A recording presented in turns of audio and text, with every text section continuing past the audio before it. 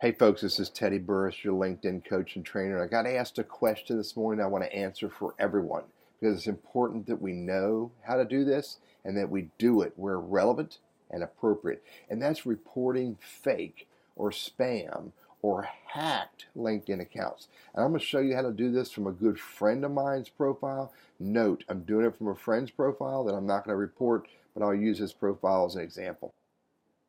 And you can do this activity from anybody you're connected with or anyone you see on LinkedIn. It can be first level, second level, or even third level accounts you can do this on.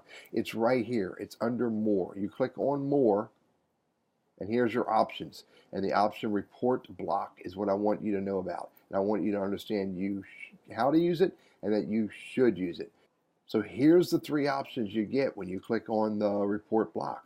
I can block Randy and no longer be able to, we won't be connected, we'll lose our endorsements, we'll lose our recommendations, we won't be able to message each other, we won't be able to see each other's profiles or updates anymore. And the arrow means there's another step. When I go to another step, this is sort of a validation here, and then I can hit block if I want to, but I don't want to.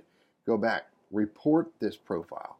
So report this profile, I can report that it violates the terms of use, that it's not representing a real individual, that it's impersonating someone, or that it is a hacked account. So you can select whichever one of those is appropriate and relevant, and then you can hit submit. And the third option is report an image.